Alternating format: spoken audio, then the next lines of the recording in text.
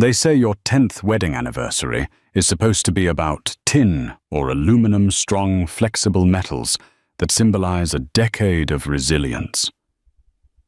But my husband Ethan always preferred gold. He draped me in it, housed me in it, and used it to build a gilded cage he thought I'd never leave.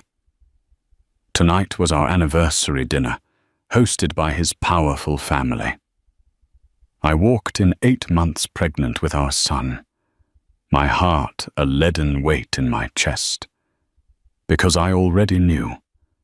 And as my eyes fell upon her, the woman sitting next to my husband, I saw it. It wasn't just any ring on her finger.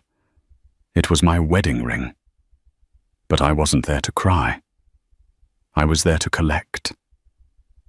And in my purse, nestled next to the sonogram of our child, was the one thing that could burn their whole world down our original state-certified marriage license. The restaurant was an exercise in opulent restraint, the kind of place where the waiter's shoes cost more than a mortgage payment, and the silence between courses was filled with the clinking of old money against new ambition. Le ciel étoilé. They called it the starry sky. From our private alcove on the 32nd floor, the city lights of Chicago sprawled below us like a carpet of scattered diamonds. But the real stars were supposed to be the ones seated at this table. The Sterling family. My husband, Ethan Sterling, sat at the head of the table, a position he assumed as naturally as breathing. He was handsome in that sharp architectural way, all clean lines and a confident structure that made people instinctively trust him. He was a master of facades, both in the buildings he designed and the life he constructed. To his right sat his mother, Isabella Sterling, the family's matriarch, a woman carved from ice and heirloom jewels. Her smile never quite reached her eyes, which were perpetually assessing, calculating. Opposite her, my father-in-law, Robert, a man who had long ago ceded his authority to his wife's formidable will, swirled the wine in his glass with a practiced air of indifference. And then there was Chloe Ethan's younger sister. She sat next to me, offering a small conspiratorial eye roll as her mother began a monologue about the charity gala she was chairing. Chloe was the only one in the family who seemed to possess a genuine, unfiltered emotion. She saw the cracks in the perfect Sterling veneer, and for that I had always been grateful. Tonight was our 10th wedding anniversary. A decade. A milestone that felt less like a celebration and more like a sentence. The heavy silverware felt cold in my hands, a stark contrast to the stifling warmth of the room. I was 8 months pregnant, a fact Isabella had lamented publicly as unfortunate timing for a party. The baby a boy. We had decided to name Oliver, pressed a foot up under my ribs, a tiny insistent reminder of the life I was carrying, the future I was fighting for. To 10 years, Ethan said, raising his glass. His voice, usually so smooth and resonant, had a slight edge to it tonight, a nervous energy that he tried to mask with a broad smile. His eyes met mine across the table, but the connection was hollow. It was a performance, and we were both just playing our parts. To my beautiful wife Amelia, the cornerstone of my life, may the next 10 years be even more prosperous and joyful than the last. The family murmured their assent, a chorus of polite applause. I forced a smile, the muscles in my face aching with the effort. Cornerstone. The irony was a bitter pill on my tongue. A cornerstone is the first stone set, the one that determines the position of the entire structure. But I knew I was no longer the foundation of his life. I was just part of the decoration. My gaze drifted from Ethan's face past his mother's disapproving frown to the other side of the table. To her. Her name was Seraphina, a name as ethereal and delicate as she was. She was an artist, one of the up-and-coming talents Ethan's firm had recently begun to patronize. That was the official story, anyway. She was introduced tonight simply as a family friend, a guest of Chloe's, though Chloe looked just as surprised to see her as I felt. Serafina was beautiful, with wide, doe-like eyes and a cascade of dark hair that seemed to capture the dim light of the restaurant. She was also, I noted, with a clinical detachment at least 10 years younger than me. She had been quiet all evening, casting shy, adoring glances at Ethan whenever she thought no one was looking. But I was looking. I had been looking for months. I saw the way his hand brushed hers as he passed the bread basket. I saw the shared secret smile that flickered between them when Robert told a long, rambling story. They were speaking a language I wasn't meant to understand, but I was fluent in the dialect of betrayal. The main course arrived seared scallops with a saffron risotto. The rich aroma, which normally would have delighted me, turned my stomach. I pushed the delicate grains around my plate, my appetite gone, replaced by a cold, hard knot of certainty. "Amelia, darling, you're barely eating." Isabella noted, her voice dripping with faux concern. "Is the baby making you ill?" "Just feeling a little tired, that's all," I murmured, placing a hand on my swollen belly. "Oliver's being quite active tonight." Ethan reached across the table, placing his hand over mine. "Everything all right, sweetheart?" His touch was like a spark on dry tinder. I wanted to recoil, to snatch my hand away, but I held still. I had to. The plan, my carefully constructed fortress of a plan, depended on my composure. So I smiled back at him, a brittle, fragile thing. "Perfectly fine." It was then that I saw it.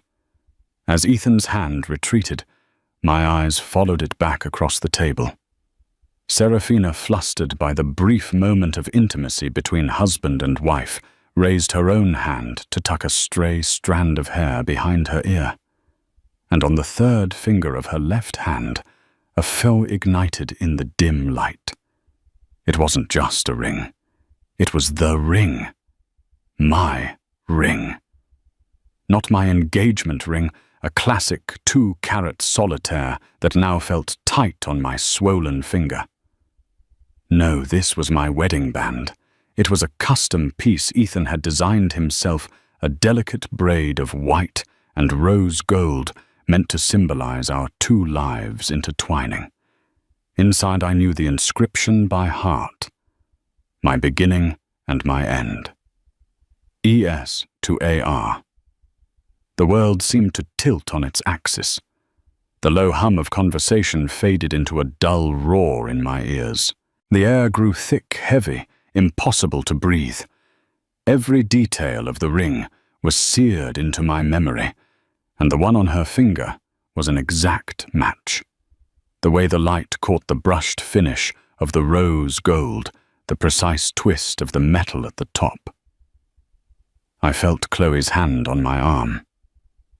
"Amelia, are you okay? You've gone completely white." I couldn't speak. I could only stare at that ring, a symbol of my marriage, my decade of love and loyalty, now resting on the hand of another woman who was sitting at my anniversary dinner.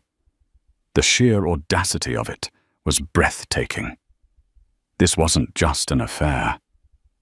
This was a replacement. He was trying to erase me. My mind reeled back to 3 days ago.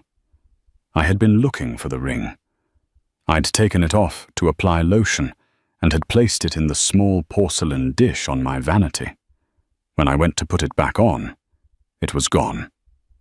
I had searched the entire house, my panic growing with every empty drawer and upturned cushion. Ethan had helped me look his face a mask of concern. "It'll turn up, sweetheart," he had soothed, wrapping his arms around me.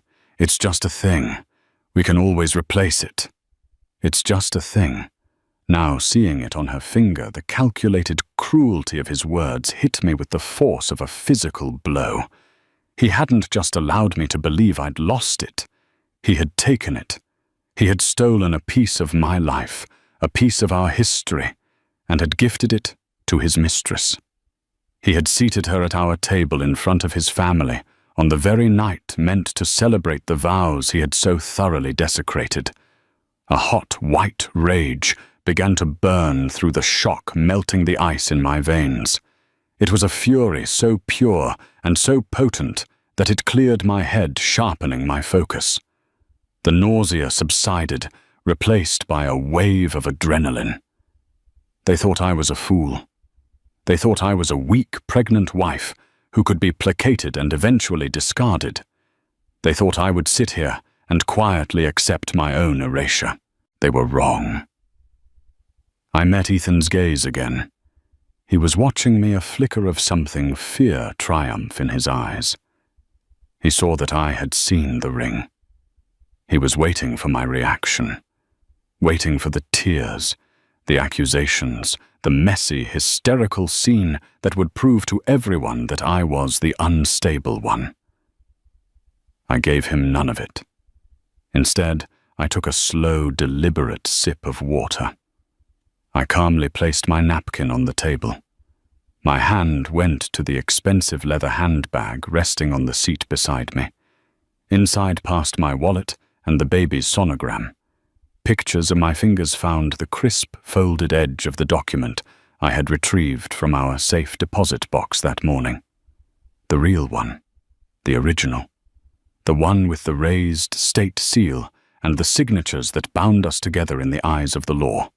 Not just a symbol like the ring, but the undeniable, legally binding proof of our union. I pulled it out. The temperature in the alcove seemed to drop 20 degrees. Every eye was now on me. The hushed conversation had died completely. I looked at Ethan, at his beautiful lying face, and I gave him a small, cold smile. The performance was over. It was time for the show to begin. The document in my hand felt as heavy as a gravestone. It was a single sheet of cream-colored heavyweight paper, but it contained the weight of 10 years of my life. Commonwealth of Massachusetts, Certificate of Marriage. My maiden name, Amelia Rosewood, and his Ethan Sterling were written in elegant official script. I placed it on the table with a soft, definitive thud that cut through the silence. The sound was small, yet it echoed in the alcove like a gunshot. Ethan's smile faltered, the carefully constructed charm cracking like thin ice. "Amelia, what's this? What are you doing?" His voice was a low hiss meant for my ears only, but in the tomb-like quiet, everyone heard it. "I believe you know what this is, Ethan," I said, my voice surprisingly steady. I looked past him directly at Serafina. Her doe eyes were white with confusion, her hand frozen midway to her wine glass. "It's our marriage license, the real one." I let the words hang in the air. I didn't raise my voice. I didn't need to. The quiet certainty of my tone was more damning than any scream. Isabella Sterling recovered first. She let out a short, sharp laugh, a sound like shattering glass. "Amelia, for heaven's sake, what is the meaning of this melodrama? You're making a scene. Put that away." "I don't think I will," I replied, my gaze unwavering from Serafina's. I gestured with my chin towards her left hand. "You're wearing a very beautiful ring. It looks familiar. In fact," I tilted my head, feigning a moment of contemplation, "it looks exactly like my wedding ring, the one that mysteriously vanished from my jewelry dish 3 days ago." Serafina snatched her hand back as if burned, tucking it into her lap. A deep crimson blush crept up her neck, staining her porcelain skin.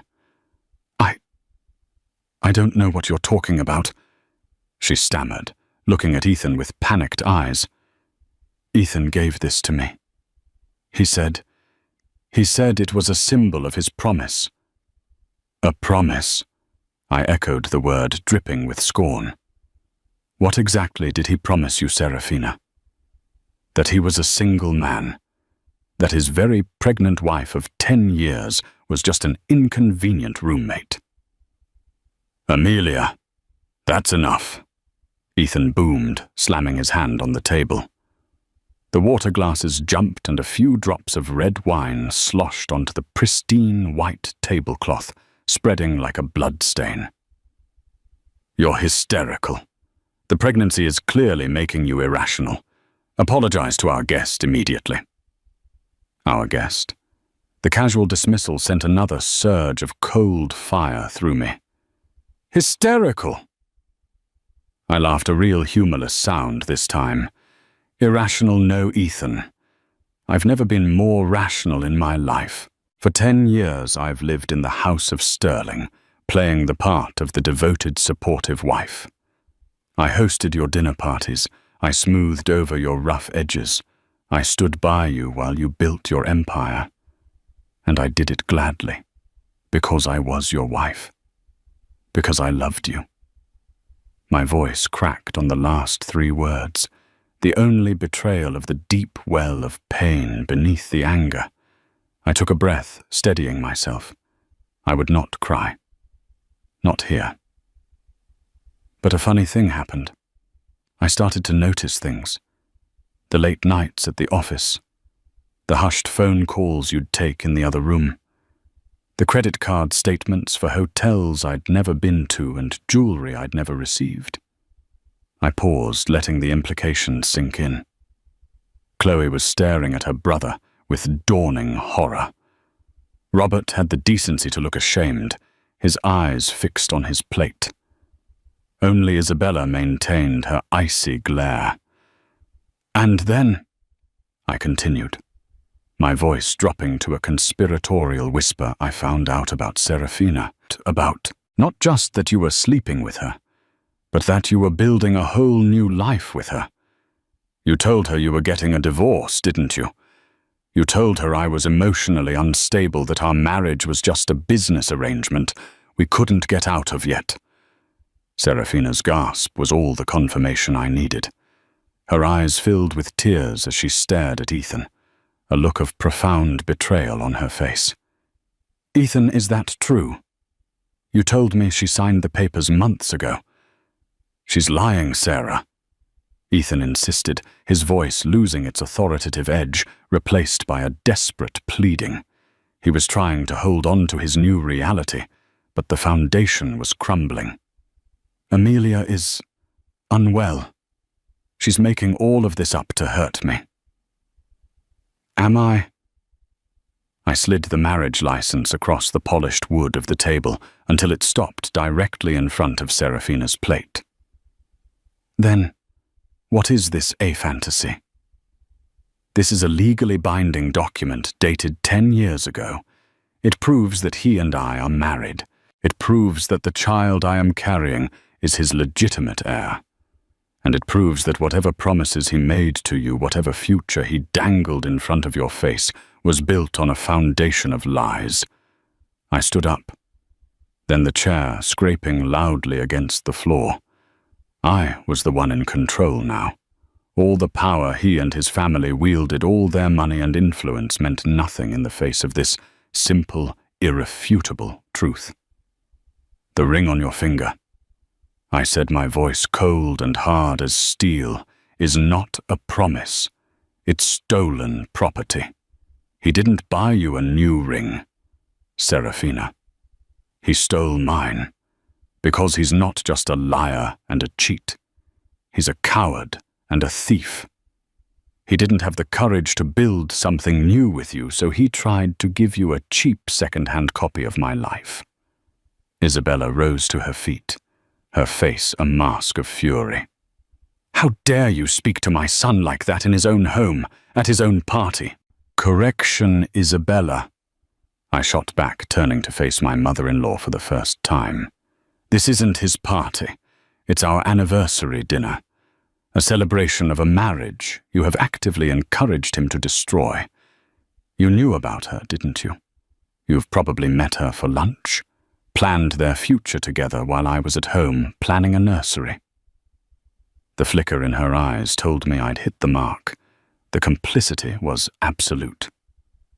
You are no longer welcome in this family, Amelia, she spat. You have embarrassed us for the last time. A raw, ragged laugh escaped my lips. Embarrassed you? You think this is about embarrassment? This is about a decade of deceit. And don't worry, Isabella.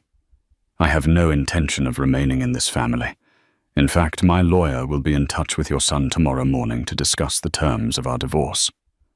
I turned to Ethan. His face was pale, his eyes wide with a mixture of rage and panic. He had lost control of the narrative, and it was killing him. And just so we're clear, Ethan, I said, leaning forward slightly, I'm not talking about an amicable split. I'm talking about half. Half of the company you built using the inheritance my father left me as seed money.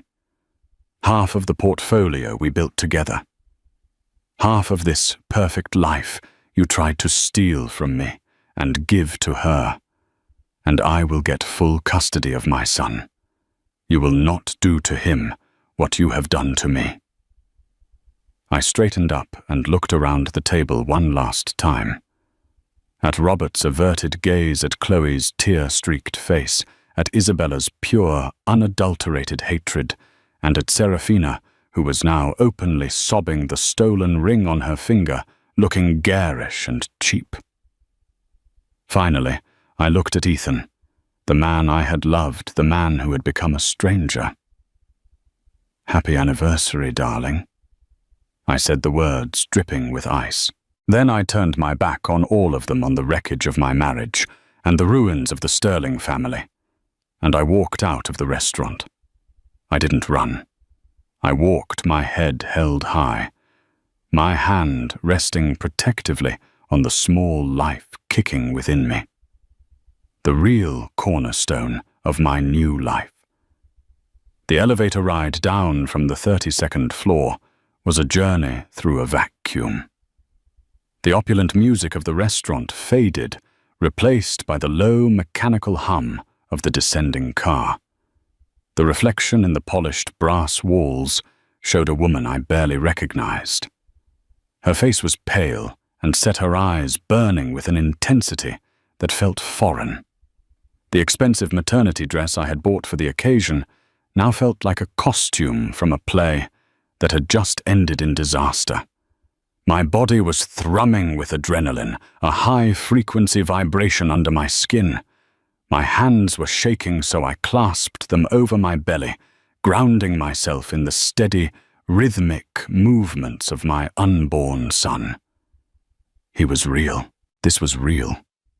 The moment the elevator doors opened into the cavernous, marble-floored lobby, the facade I had so carefully maintained began to crumble. A sob, thick and ragged, tore its way from my throat. I stumbled towards the exit, fumbling in my purse for my phone, my fingers clumsy and uncooperative. "Amelia, wait." Ethan's voice echoed across the lobby.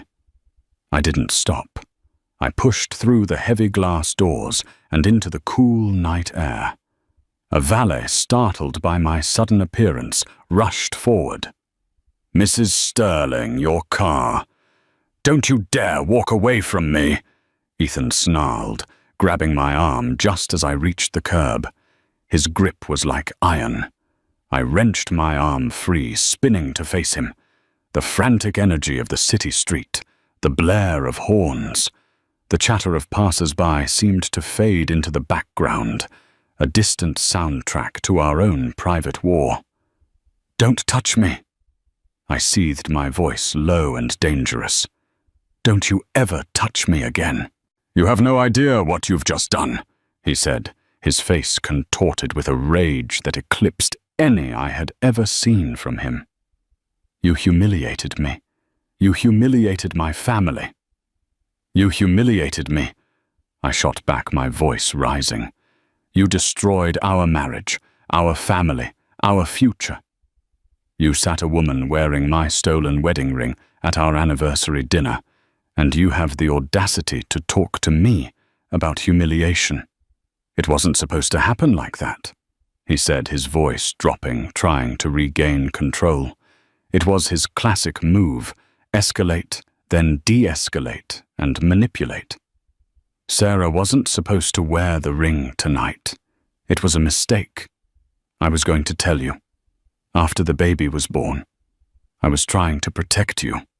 The lie was so bald, so insulting, that it momentarily stunned me into silence. Protect me. I finally whispered the words laced with disbelief. By lying to me every single day, by planning a new life behind my back, by taking the symbol of our vows and putting it on her hand. That's your idea of protection. You haven't been happy in years. Amelia admitted. He countered, his voice rising again. We were just going through the motions. Serafina, she makes me feel alive. She understands me. She understands the version of you that you sold her, I retorted. The wealthy, successful architect, unburdened by a wife and child. Did she understand you when you were forging my signature on the loan applications for the new condo you bought for her? Did she understand you when you liquidated the stock portfolio my grandmother left me to fund her art gallery? The color drained from his face. The anger was replaced by a stark, bone-deep panic.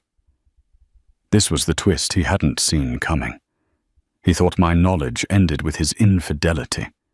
He had no idea I had spent the last 2 months following the paper trail. How did you know that? He stammered. You're not as clever as you think you are, Ethan. You got sloppy. I said, my voice cold and clinical. You used our joint accounts. You moved money through shell corporations that weren't as anonymous as you thought. While you were busy playing the romantic hero for your mistress, I was at home with a forensic accountant, and we found everything. He stared at me, his mouth slightly agape. The charming, powerful Ethan Sterling was gone. In his place was a cornered animal eyes, darting around as if seeking an escape route. Amelia, we can fix this, he pleaded, his tone shifting dramatically to one of desperate conciliation. Listen to me. We don't have to do this. Think of the baby. Think of our family. I am thinking of the baby, I said, my hand instinctively returning to my stomach. I am ensuring that my son is not raised by a thief and a fraud. You don't have a family anymore, Ethan. You have a co-conspirator in your mother and a series of financial and emotional debts you are about to have to pay. From the corner of my eye, I saw Chloe emerge from the restaurant, her face pale and tear-streaked. She hovered near the doorway, hesitating before she started walking towards us. Ethan, leave her alone, Chloe said, her voice trembling but firm. Just stop. You've done enough. Stay out of this, Chloe, Ethan snapped, not even looking at her. His focus was entirely on me, his eyes boring into mine. Amelia, please, don't throw away 10 years. I love you. I know I do. This with Sarah was a mistake, a fantasy. It was the final, pathetic lie. He didn't love me. He loved the stability I provided, the image I helped him project. He loved my money and my connections.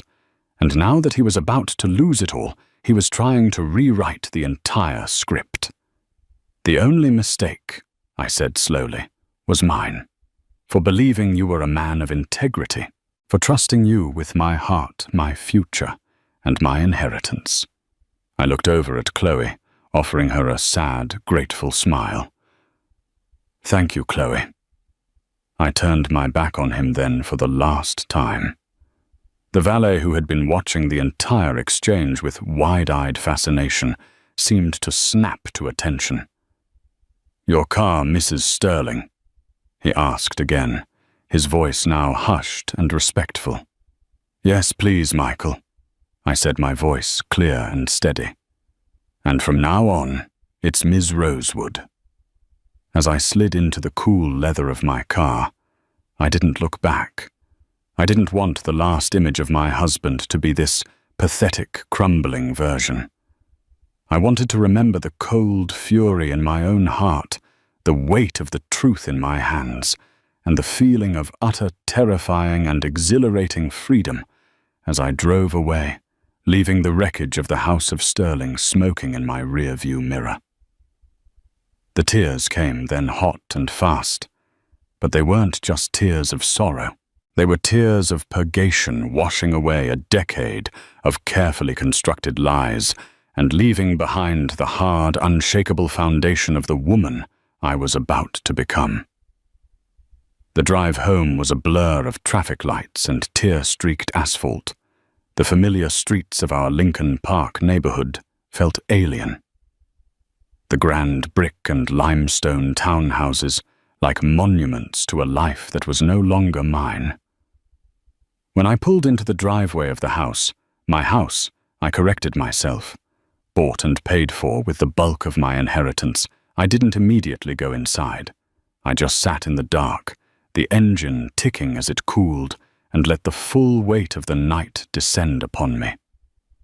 Inside that house were the trappings of our shared life, the photographs on the mantelpiece, the books we'd read together, the half-assembled crib in the nursery. Each object was a landmine of memory, and I knew that stepping inside would be its own kind of battle. My phone buzzed, startling me. A text from Chloe. "Are you okay?" "I am so sorry, Amelia. I had no idea about any of it. He is scum. Mom is a monster. I'm on your side. Whatever you need." A single genuine tear slid down my cheek, different from the angry, grief-stricken ones that had preceded it. In the nest of vipers that was the Sterling family, I had found one unlikely ally. I typed back a simple, "Thank you. It means more than you know." Taking a deep breath, I finally got out of the car and walked into the house. The silence was absolute, a stark contrast to the storm that had just erupted. I ignored the living room, the kitchen, the curated spaces of our public life. I went straight to my husband's office. Ethan's office was his sanctuary. It was meticulously organized, all dark wood, brushed steel, and the faint scent of expensive leather. It was the room that best represented the man I thought he was: orderly, intelligent, sophisticated. Now I saw it for what it was, a stage set. I went to his desk and turned on the green glass banker's lamp. In my purse was a small key.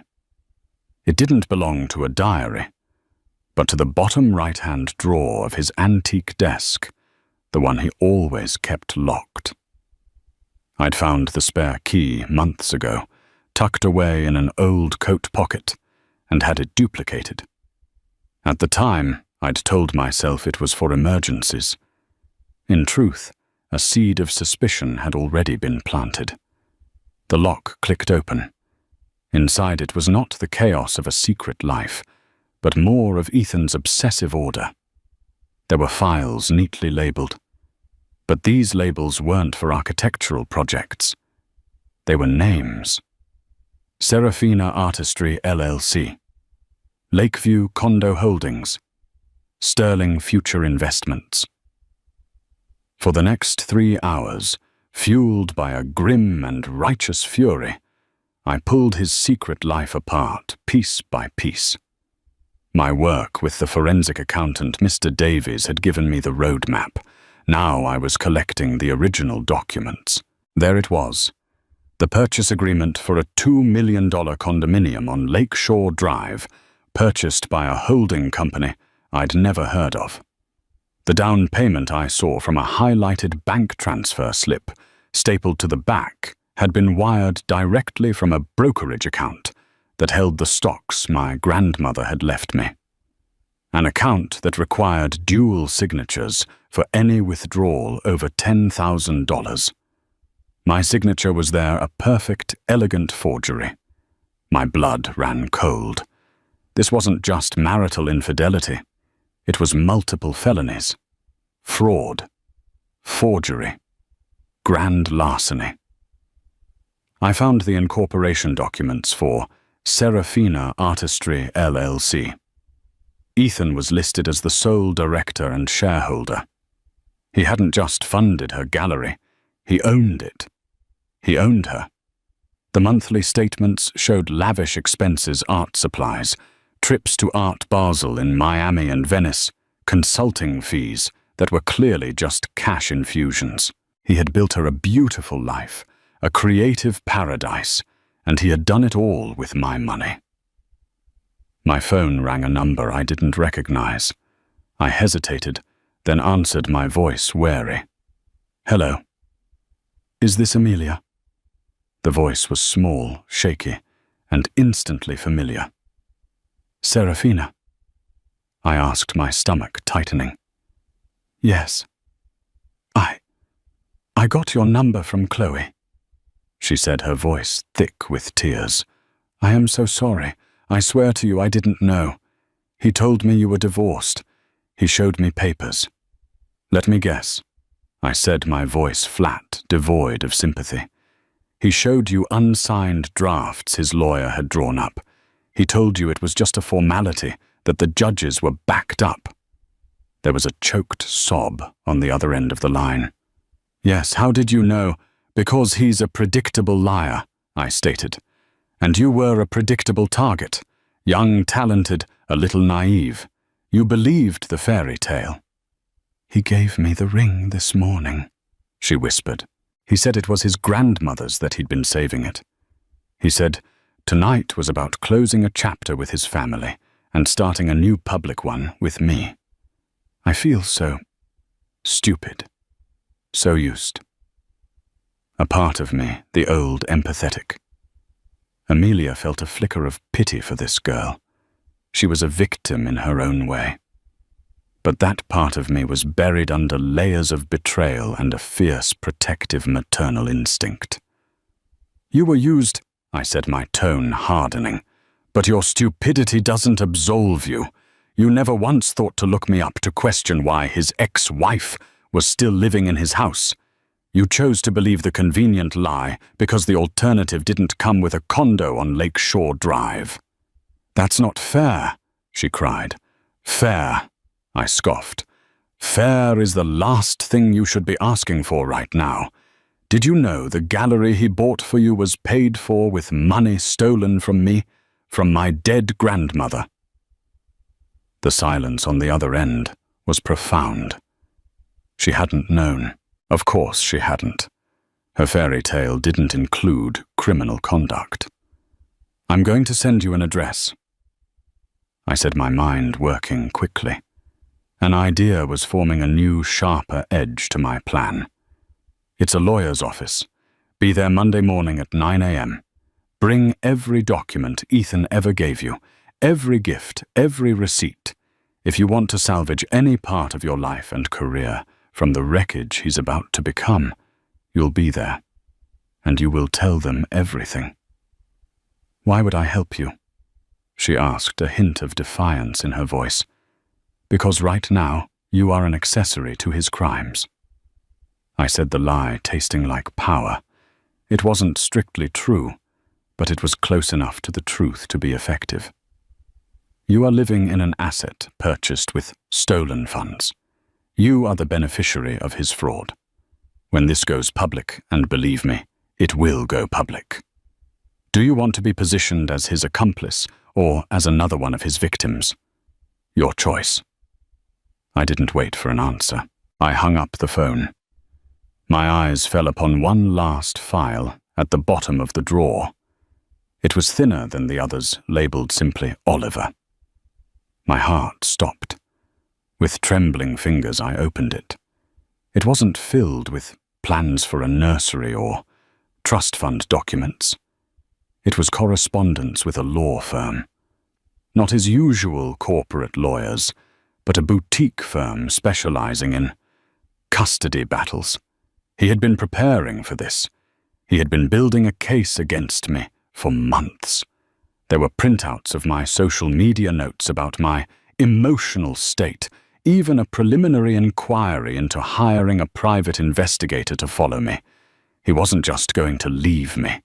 He was going to try and take my son. The rage I felt in the restaurant was a flickering candle compared to the inferno that engulfed me now. The last vestiges of my grief burned away, leaving behind something terrifyingly clear and hard. This was no longer a divorce. It was a war. And I would be damned if I was going to lose. I took out my phone and dialed the number for Mr. Davies, my 60-year-old bulldog-faced forensic accountant. "Davies," he answered, his voice gravelly.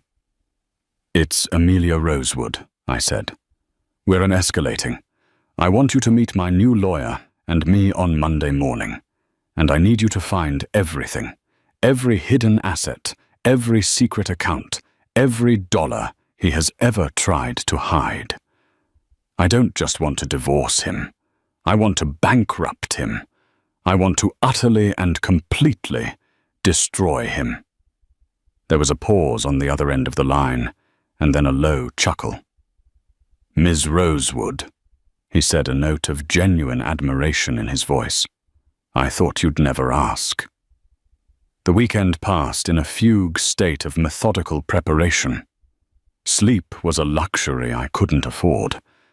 Instead, I catalogued evidence, scanned documents, and built a timeline of Ethan's deceit, the dates and figures forming a damning indictment of the man I had married. The house, once a home, had become my war room. The dining table where we'd hosted countless dinner parties was now covered in bank statements and legal pads. Each forged signature I found, each illicit transfer I uncovered, chipped away another piece of the grief, replacing it with cold, hard resolve. On Sunday evening, the doorbell rang. My heart hammered against my ribs, assuming it was Ethan coming to plead or threaten. But when I looked at the security camera feed, I saw Robert Sterling, my father-in-law, standing on the porch alone. He looked smaller than he did in a boardroom or at the head of a dinner table, his shoulders slumped, his usual air of detached authority gone. Hesitantly, I opened the door. "Amelia," he said, his voice quiet. "May I come in for a moment?" I stepped aside, letting him into the foyer. He looked past me into the dining room at the sea of paperwork. His eyes, so often vacant, were filled with a weary sadness. "Chloe told me.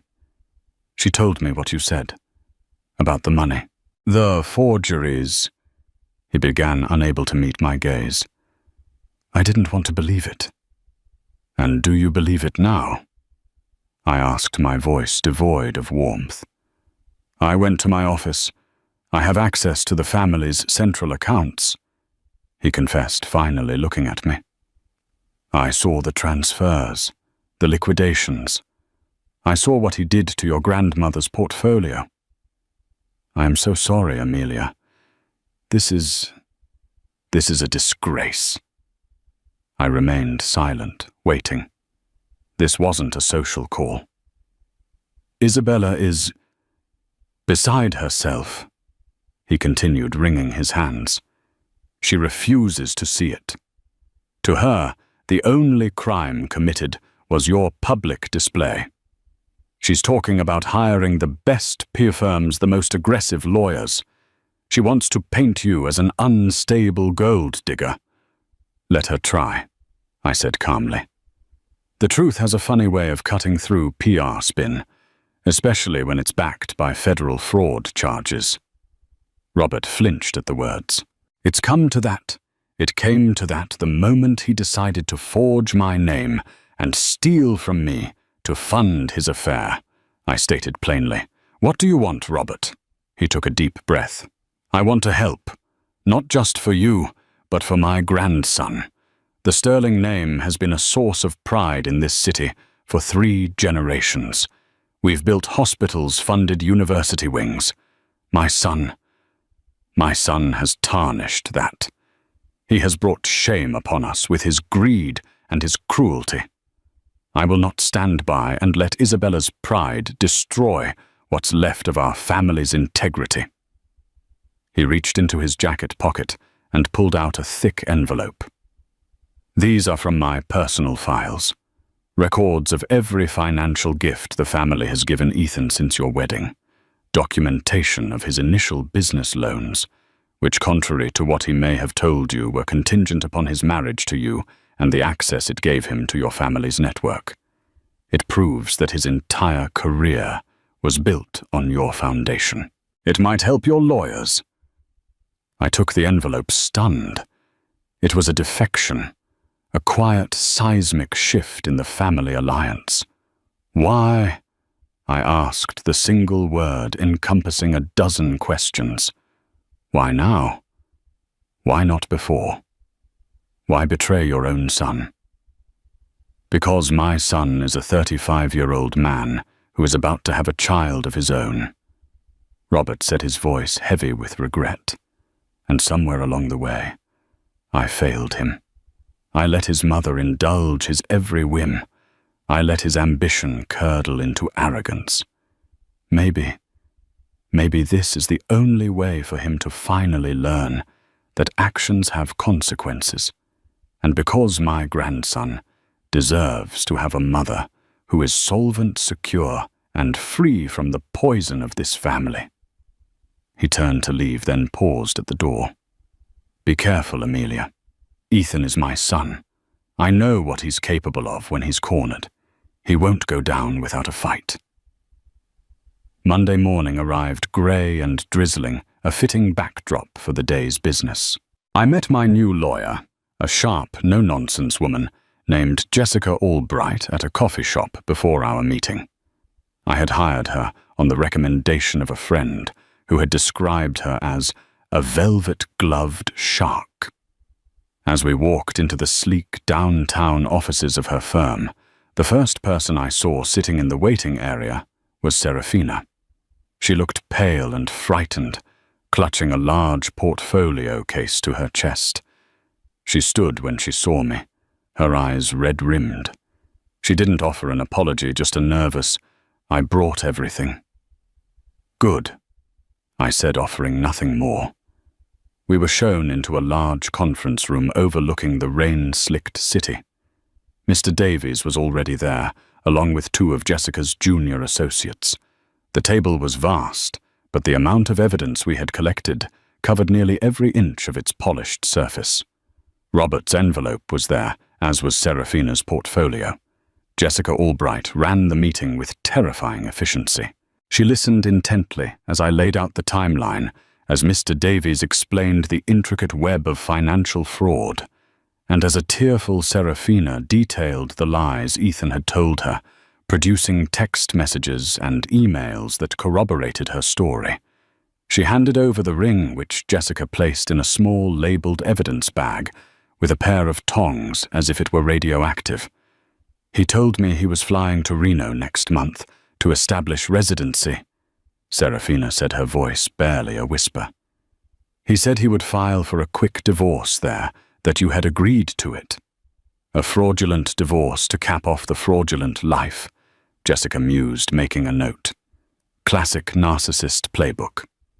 After 3 hours, Jessica leaned back in her chair. "Okay," she said. "Here's the situation. We have him on bank fraud, wire fraud, and forgery. The sheer volume of evidence is overwhelming. Serafina's testimony makes her a cooperating witness, not a target. Ms. Rosewood, you are in an incredibly strong position." "So what's the plan?" I asked. "We have 2 paths," Jessica explained. "Path A, we go nuclear. We file for divorce, and I make a call to a friend at the U.S. Attorney's Office. The feds will freeze his assets, and he'll be facing a criminal indictment within the week. He'll likely serve time. It's messy, it's public, and the sterling name gets dragged through the mud." She paused, letting that sink in. Path B is what I call a controlled demolition. We use the threat of Path A to get exactly what we want. We draft an airtight post-marital settlement that gives you everything you're entitled to and more. We arrange a private off-the-books confrontation. No courts, no press, just us, them, and the evidence. What do you recommend? I asked. Path B, Jessica said without hesitation. It's faster, it's cleaner, and it gives you complete control. A criminal trial can be unpredictable and drag on for years. This way, we cut the cancer out with a scalpel, not a sledgehammer. We get you your freedom, your financial security, and full undisputed custody of your son. We let him keep his liberty, but we take everything else. We leave him an empty shell which for a man like Ethan is a punishment far worse than prison. I thought of my son. I didn't want his first years to be marked by his father's public trial and incarceration. I didn't want his name associated with that kind of scandal. My father-in-law's words echoed in my mind. This was about securing my son's future free from the sterling poison. Path B, I said, my voice firm. Let's schedule the demolition. We didn't give them time to prepare. Jessica's office sent a single terse email to Ethan's lawyer and to Robert Sterling at 4 p.m. on Tuesday. It stated simply, a meeting to discuss an urgent and time-sensitive resolution to the dissolution of the Sterling marriage will take place at the offices of Albright and Associates tomorrow morning at 10 a.m. Attendance by Ethan Isabella and Robert Sterling is mandatory. Failure to appear will result in immediate legal and criminal proceedings. No further correspondence will be entered into. The venue was the same conference room where we had planned our attack, but the atmosphere was entirely different. The mountain of evidence was gone, replaced by a single, thick, leather-bound folder in front of Jessica and a glass of water for me. I was flanked by Jessica and Mr. Davies. We were a united, silent front. The Sterlings arrived at precisely 10 a.m. Ethan came in first, his face a mask of defiant arrogance, though the dark circles under his eyes betrayed sleepless nights. He was followed by Isabella, who looked at me with pure, undisguised venom, her body rigid with indignation. Robert brought up the rear, his expression one of grim resignation. He gave me a brief, almost imperceptible nod. They sat opposite us, a fractured dynasty preparing for its final stand. Their lawyer, a slick corporate man named Harrison Crane, began to speak, but Jessica held up a hand, silencing him instantly. "Thank you all for coming." Jessica began, her voice cool and pleasant, the sound of a surgeon before the first incision. "We are here today to avoid a public spectacle that would be ruinously damaging to everyone, but most especially to the Sterling family name and business. So before we begin, let's be perfectly clear about what is on the table." She opened her folder. "Over the past 2 years, your son, Mr. Ethan Sterling, has systematically defrauded his wife, my client, of approximately $4.7 million. Ethan scoffed. "That's an outrageous and baseless accusation." "It is a meticulously documented fact." Mr. Davies interjected, his gravelly voice cutting through Ethan's denial. "We have traced the liquidation of the Rosewood portfolio, the forged signatures on 7 separate financial instruments, and the subsequent funneling of those funds through 3 shell corporations into assets and accounts controlled solely by you." The U.S. Attorney's Office for the Northern District of Illinois would likely call it a slam-dunk case of wire and bank fraud carrying a penalty of up to 30 years in federal prison. The color drained from Isabella's face.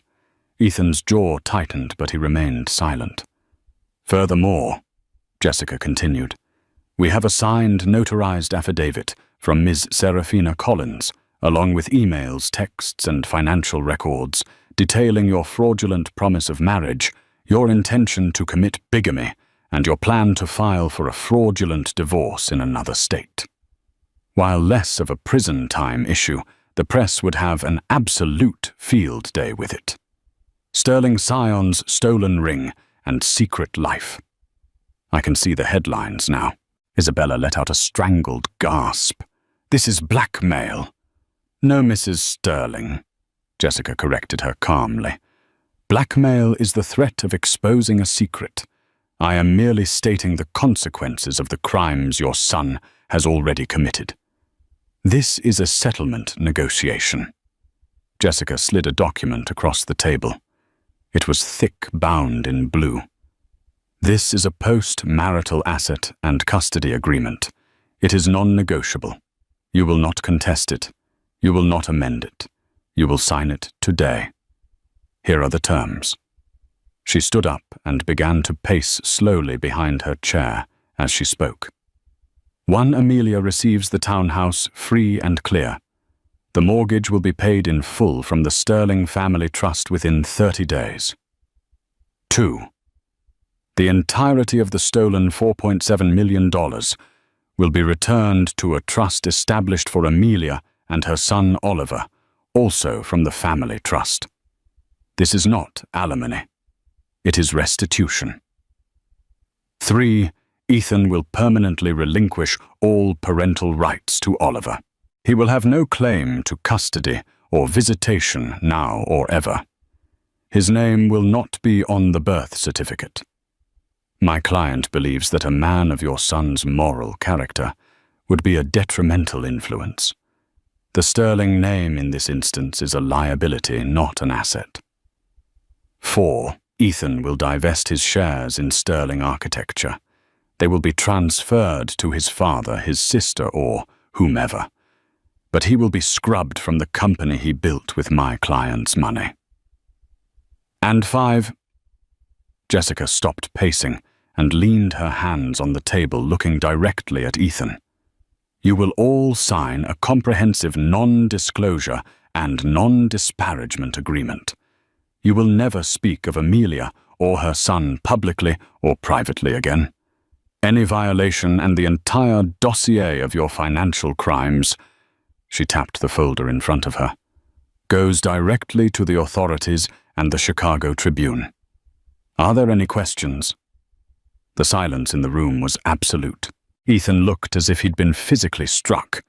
His bravado shattered, leaving only a hollowed-out shell. Isabella was staring at the agreement as if it were a venomous snake. You can't take my son, Ethan whispered, his voice cracking. You can't take my son. I spoke for the first time, my voice clear and cold, cutting through his pathetic plea. You tried to take him from me first, Ethan. You had lawyers investigating me, building a case to paint me as an unfit mother, all while you were robbing me blind. You don't get to claim fatherhood now that it's inconvenient to lose. You gave up that right when you chose to build your life on lies. Isabella turned on me, her eyes blazing with a mother's fury. You will not do this. You will not take my grandson and erase my son. Your son erased himself, I countered, standing to face her. He erased a decade of marriage. He erased my trust. He erased his own integrity. This isn't me taking anything. This is a reckoning. These are the consequences of his choices. Choices you enabled every step of the way. Robert Sterling finally spoke. He picked up the pen that lay in the center of the table. Sign it, Ethan. Sign it, Isabella. Robert, Isabella shrieked. Have you lost your mind? No, he said, his voice filled with a profound, weary authority she could not defy.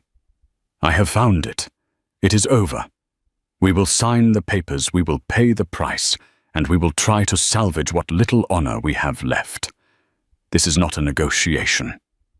This is the end of the line. With a shaking hand, Ethan took the pen from his father. He didn't look at me. He couldn't. He signed his name, the frantic scrawl a pathetic imation of his once confident signature.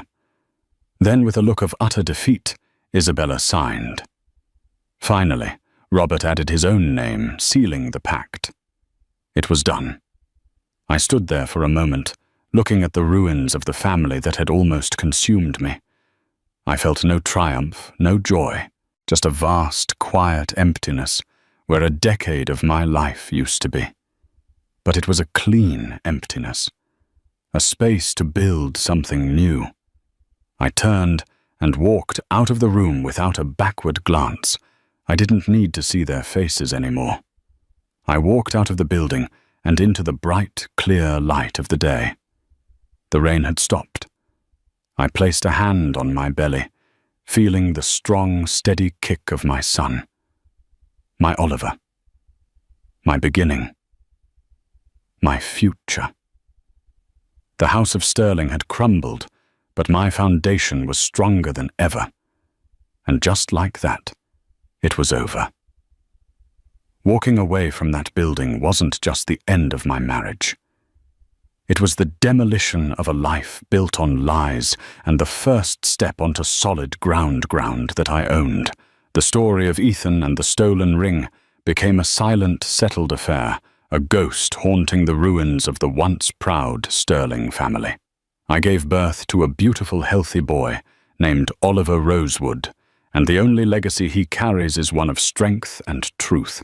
The road ahead wasn't easy, but for the first time in a decade, it was mine to pave. This story is a reminder that sometimes the deepest betrayals can lead to our greatest liberation. If you've ever felt trapped, underestimated, or had your truth denied, know that your strength is more powerful than you can imagine. Thank you for listening to my story. If it resonated with you, please hit that like button, share it with someone who needs to hear it, and subscribe for more stories of resilience and reclaiming your power. What was the biggest twist for you? Let me know in the comments below.